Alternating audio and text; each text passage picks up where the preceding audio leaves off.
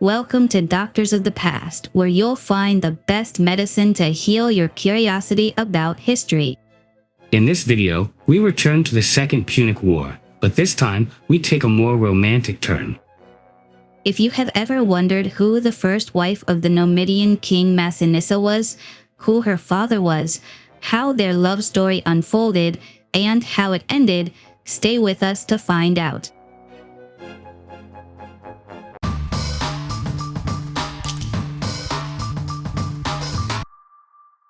Sophonisba couldn't stop staring at the cup. Tears fell softly down her cheeks. For a day, lost hope had returned with force, but it left just as quickly as it had come. Yesterday, she had resigned herself to death to avoid further harm and humiliation, but the night had brought unexpected joys, and hope had grown within her once again. Her mind raced from one end of her brief but intense life to the other, yet the cup remained there, still, impassive, expectant. The liquid it held didn't look dangerous, but she knew her life would leave her after the first sip. She had imagined it would taste foul, that its smell would be unbearable. But she was wrong. As life left her body, she thought of him, and calm took over.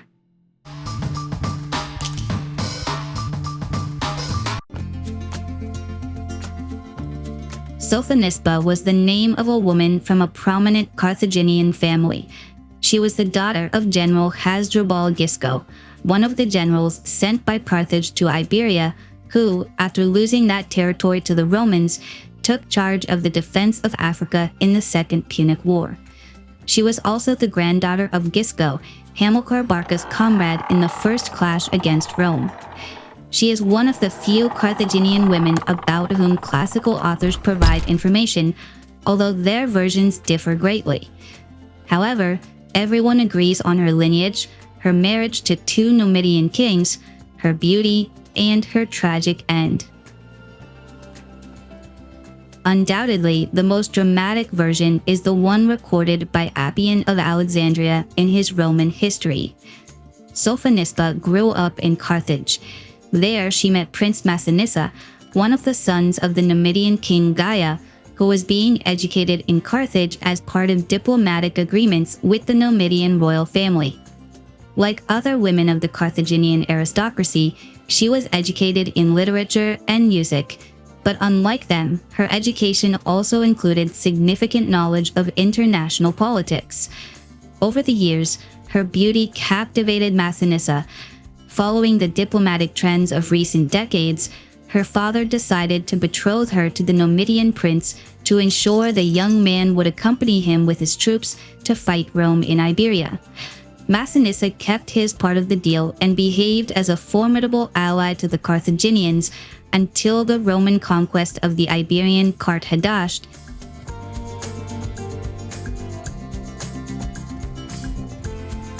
After the defeat in Iberia, the Carthaginian Senate panicked and sought new allies to help protect Africa.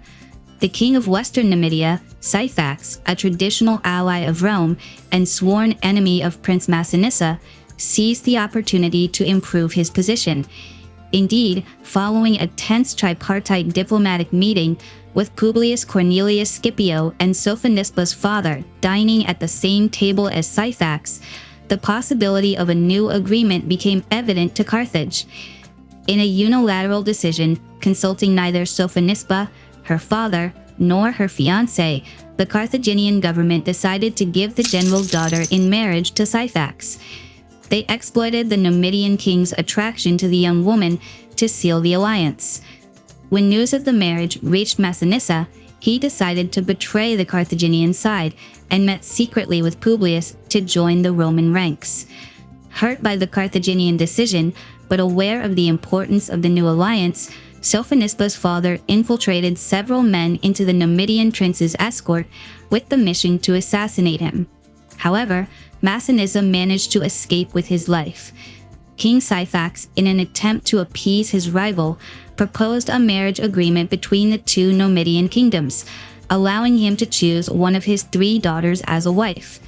However, knowing that Massinissa was still in love with Sophonisba, he prepared a plan B.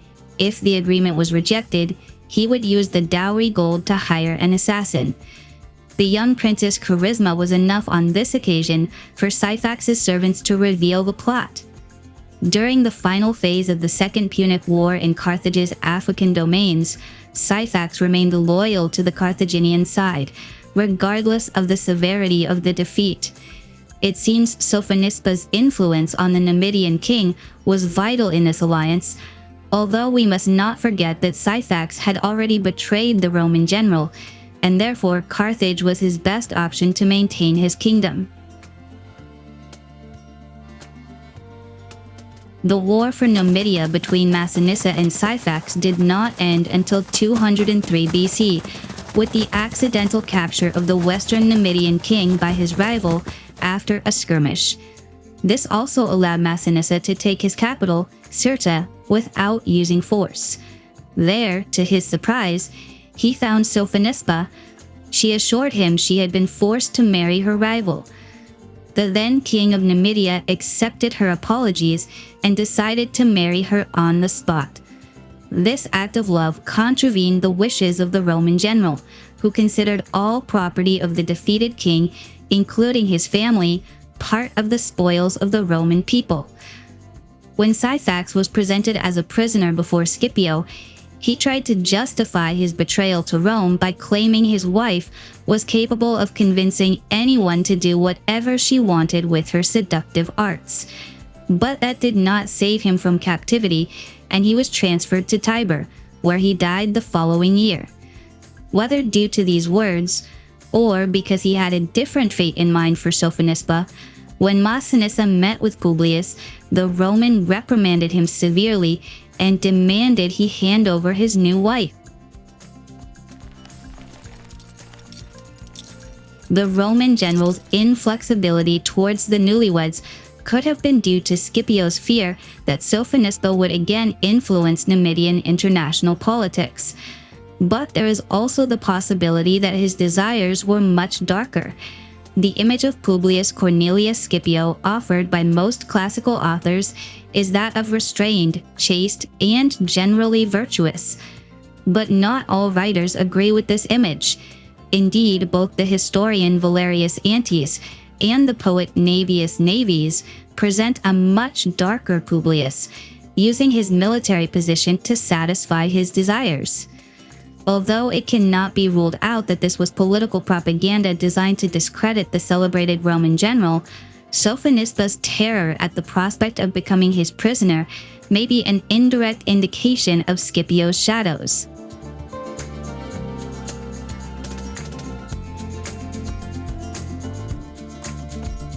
Massinissa was aware that he could not go against Rome, and that therefore the attempt to save Sophonisba through marriage had failed. However, in a new act of rebellion, the young Numidian king decided not to hand over his Carthaginian wife to his friend and ally, as agreed. Instead, he prepared the poison that Numidian nobles traditionally carried to avoid capture and offered it to his beloved. Sophonisba did not hesitate for an instant and drank the cup with the poisoned liquid, thus ending her short life. Based on the words ancient writers put in her mouth, we might think she was a woman who put Carthage's interests before her own and was able to directly influence international politics. But there is not much more we know about the woman hiding behind her public figure.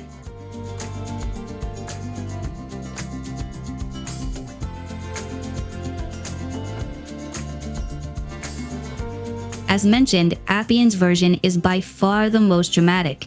For example, according to Polybius and Livy, Massinissa and Sophonisba met in 203 BC, so at best it would be love at first sight.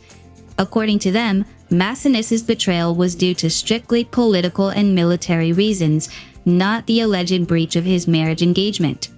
Be that as it may, the young Numidian king recovered from this forced heartbreak, for in his more than 90 years of life, he came to have 54 children with his various wives and concubines, the last of whom was born when he was an octogenarian. But this was not the last tragedy to mar his life, as on the day of his death, only 10 of his children were still alive.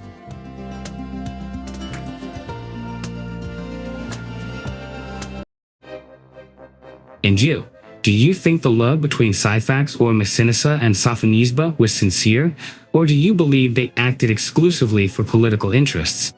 Do you consider Sophonisba's fear of being Scipio's prisoner justified? What would you have done in Masinnissa's position? And if you had been cast in the role of Sophonisba, how would you have acted? Whatever your thoughts, we want to hear your opinion, and if you found the video interesting, consider subscribing to the channel. Next week, King Philip IV of France wants to eliminate the Templars.